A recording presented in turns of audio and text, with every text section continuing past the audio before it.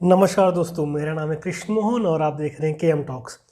आज की वीडियो हम लोग बात करने वाले हैं इलेक्टोरल बॉन्ड्स के ऊपर। आपने काफ़ी बार सुना होगा, न्यूज़ रहती है इलेक्टोरल बॉन्ड्स के बारे में। तो आइए आज इस वीडियो में डिस्कस करते हैं। ये टॉपिक मैंने इसलिए चुना है क्योंकि चुनाव का माहौल है। यूपी के साथ साथ यूपी को लेकर 5 राज्यों में चुनाव है। तो इस मुद्दे को समझते हैं, इलेक्टोरल बॉन्ड होते क्या हैं। जैसे मान लीजिए 2018 से पहले की बात करते हैं हम लोग। 2018 के पहले जितने बड़े बड़े लोग हैं, जो पैसे वाले लोग हैं, जैसे अंबानी हो गए या फिर कोई हो गया, XYZ पर्सन हो गया, तो वो अपनी पार्टी को, अपनी जो उनकी जो भी फेवरेट पार्टी, पॉलिटिकल पार्टी होती है, उनको फंडिंग को कैश में देते थे। किस में देते थे? कैश में देते थे। ठीक है। तो गवर्नमेंट ने सोचा कि ये इसमें क्या हो रहा है कि पार्टीज, जो इंडस्ट्रीज हैं, जो बड़े बड़े लोग हैं, वो अपना ब्लैक मनी को वाइट कर रहे हैं किसी पॉलिटिकल पार्टी को फंडिंग प्रोवाइड करके। तो गवर्नमेंट ने ये सोचा, 2018 में मोदी सरकार थी, तो उन्होंने यहाँ पे ये कर दिया कि अब कोई भी कैश में किसी भी पॉलिटिकल पार्टी को फंड नहीं कर पाएगा। मतलब कर सकते, लेकिन उसकी एक लिमिट है, मात्र 2000 रुपये। अब इतने बड़े लोग हैं, थोड़ा 2000 रुपये देंगे किसी को भी। तो वहाँ से इलेक्टोरल बॉन्ड का जन्म हुआ। आप देखते होंगे ना, जो रैलीज वगैरह होती हैं, तो आप सोचते होंगे कि इतना पैसा कहाँ से ला रही सरकार। तो वो फंडिंग के थ्रू ही आता है और बेसिकली इलेक्टोरल बॉन्ड के थ्रू आता है। एक बात आपने जानी होगी, केवल मात्र 2000 रुपये आप किसी भी पार्टी को डोनेट कर सकते हैं, केवल कैश में, और इलेक्टोरल बॉन्ड में तो कोई लिमिट ही नहीं है। तो आइए इस मुद्दे को और थोड़ा डिटेल में समझते हैं। इलेक्टोरल बॉन्ड होता क्या है। हमने आपको बता दिया था, N electoral bond is like a promissory note that can be bought by any Indian citizens or company incorporated in India from select branches of State Bank of India। जो हमारे पास इलेक्टोरल बॉन्ड होते हैं उसको कौन खरीद सकता है? उसको कोई भी भारतीय नागरिक हो या फिर कोई कंपनी हो। ठीक है। और कहाँ से खरीदेगी सर, कहाँ से खरीदेगी? मतलब ये बॉन्ड कहाँ मिलेंगे? ऐसे सड़क को तो मिलेंगे नहीं। तो बॉन्ड मिलेंगे SBI के ब्रांचेज में। ऑल ओवर इंडिया में 29 ब्रांचेस को ये दिया गया है कि आप SBI की ब्रांच से जाके इलेक्टोरल बॉन्ड को ले सकते हैं। ठीक है। देखिए यहाँ पे काफ़ी सारी स्लाइड्स आपको दिख रही होंगी, है ना। तो आपको मतलब पूरा PPT है, वो सारे PPT में मैं आपको एक आइडिया दे रहा हूँ एक्चुअली होता क्या है। इस पूरे PPT को पढ़ने की हमें ज़रूरत नहीं है, बस आप मेरी बातों को गौर से सुनते रहिएगा कि मैं बोल के रहा हूँ, तो आपको पूरी पूरी बातें यहाँ पे समझ में आ जाएंगी। अब देखिए, मान लीजिए कोई हम हैं, हमारी कोई फेवरेट पार्टी है, हम बहुत बड़े अमीर आदमी बन जाएंगे आज से 5-10 साल बाद। तो जो हमारी फेवरेट पार्टी होगी, तो हम उसको डोनेशन देना चाहेंगे। ठीक है। तो हम डोनेशन कैसे देंगे? हम, क्योंकि कैश तो बंद हो गया ना, कैश तो केवल 2000 लिमिट हो सकती है। अगर हम बड़े बन जाएंगे तो 2000 रुपये देंगे। तो हम जाएंगे SBI की ब्रांच में जाएंगे। ठीक है। SBI के ब्रांच में जाएंगे, वहाँ बोलेंगे हमको इस पार्टी को इतना पैसा देना है। सपोज़ कर लिए कि हमको 50 लाख रुपए देना है। यहाँ से एक बात और क्लियर होगी आपको, जो इलेक्टोरल बॉन्ड होते हैं वो 1000, 10,000 या फिर 1 लाख या फिर 1 करोड़ के ही मल्टीपल में आप दे सकते हैं। जैसे मान लीजिए मुझे 50 लाख का देना है, तो मुझे 10 लाख के, मान लीजिए मुझे 5,000 रुपये देना है, तो मैं क्या करूँगा, 1-1 हज़ार के 5 बॉन्ड खरीद लूँगा। कैश दूंगा मैं किसको? SBI को। SBI मुझे क्या देगा? बॉन्ड दे देगा। ओके, इतनी बातें क्लियर हो गई। फिर जो मैं बॉन्ड लूँगा ना, जो मुझे बॉन्ड मिल जाएगा, मैं ले जाके दे दूँगा अपने फेवरेट पार्टी को। ठीक है, अपनी पार्टी को दे दिया। अब जिस दिन से मैंने बॉन्ड खरीदा, ये दूसरी चीज़, जिस दिन से मैंने बॉन्ड खरीदा है, उस दिन से 15 दिन के भीतर वो पार्टी SBI के उस ब्रांच में जाके पैसा को विड्रॉल करा सकती है। पैसा को कैश, मतलब इलेक्टोरल बॉन्ड दे के वो कैश कलेक्ट कर सकती है। अगर 15 दिन तक नहीं हुआ कैश, मतलब 15 दिन तक ये प्रोसेस कंप्लीट नहीं हुआ, तो जो पैसा होगा ना पार्टी को मिलेगा ना किसी और को मिलेगा, वो जाएगा सीधे PM रिलीफ फंड में जाएगा। ओके, यही बात यहाँ पे लिखी गई है कि how to use electoral bonds.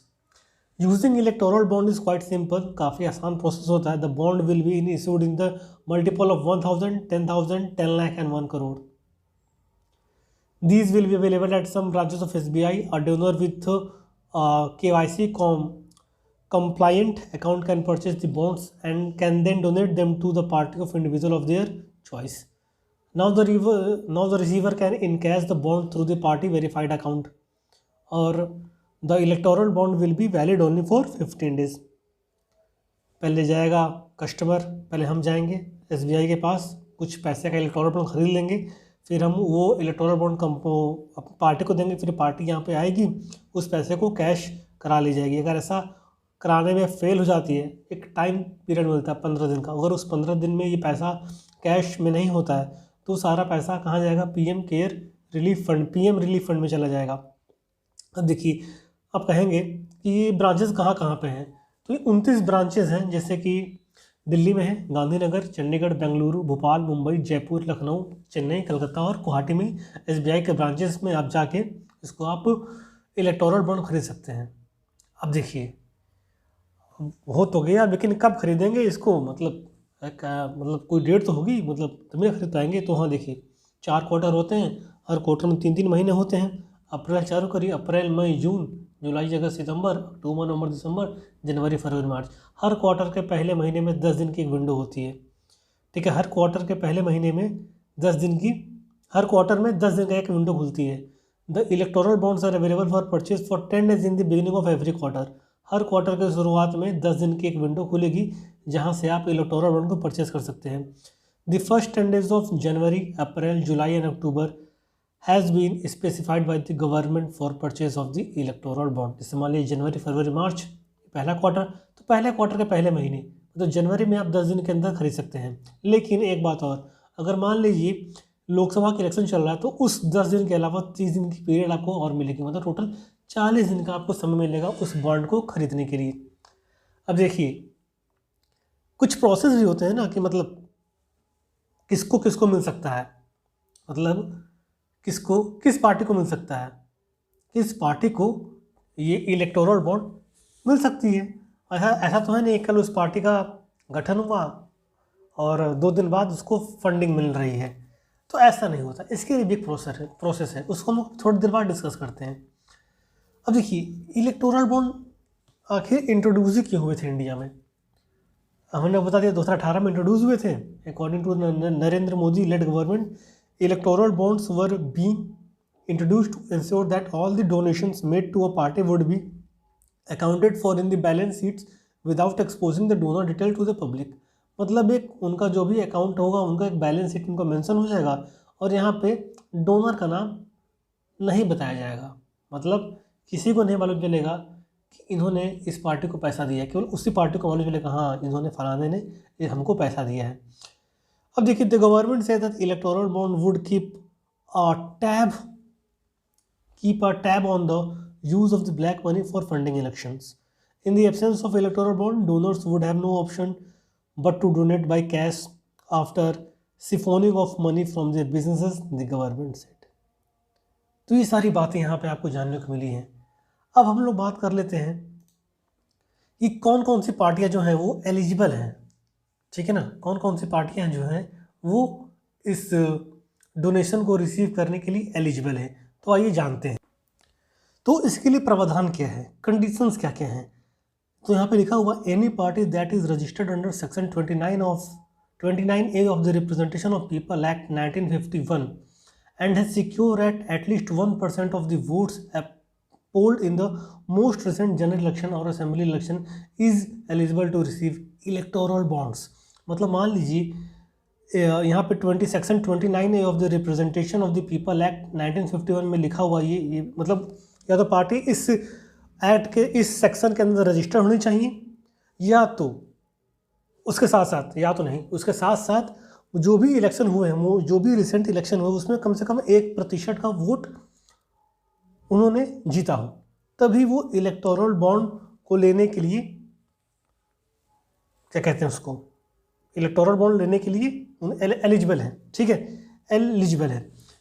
एक बात और है, इसमें जो इलेक्टोरल बॉन्ड होता है उसमें जो डोनर होता है उसका नाम यहाँ पे मेंशन नहीं होता है, ठीक है ना। अब देखिए, कुछ इसके कंट्रोवर्सी भी रहती है, और experts of the view that if the electoral bond scheme had been introduced to bring about greater transparency, the government must not restrain from allowing detail of such donation to be made public. अगर सरकार को जो उनका जो इस पे controversy ये चल रही है, तर्क विपक्ष सरकार ये देती है, अगर इतना ही ट्रांसपेरेंट है तो गवर्नमेंट ये अलाउ करे जो भी हमको जो डोनर जिस पार्टी को फंड दे रहा, तो उस डोनर की जो डेटा हो पब्लिक करनी चाहिए, ठीक है, उसको पब्लिक कर देना चाहिए। दूसरा ये कह रहा है कि opponents of the electoral bond scheme argue that since the identity of the donor has been anonymous it could lead to an influx of the black money. Some other allies that the scheme was designed to help the big corporate houses donate money without their identity being revealed. According to civil rights societies, the concept of donor anonymity threatens the very spirit of democracy. The Congress party says that the donation made through electoral bond were equivalent to the money laundering. तो ये सारे आरोप electoral bonds के ऊपर लगाए जा रहे हैं और इस पर भी अभी कुछ क्लैरिफिकेशन नहीं देखने को मिला है। तो हमने सोचा चुनाव का माहौल चल रहा है, फंडिंग में आ रही होगी, तो फंडिंग किस प्रोसेस से आ रही होगी, तो उस प्रोसेस को हम थोड़ा आपके सामने प्रस्तुत करते हैं। तो ये थी छोटी सी एपिसोड हमारी, जुड़े रहिए हमारे साथ, देखते रहिए। मिलते हैं किसी और वीडियो में किसी और नए टॉपिक के साथ। तब तक जय हिंद, जय भारत।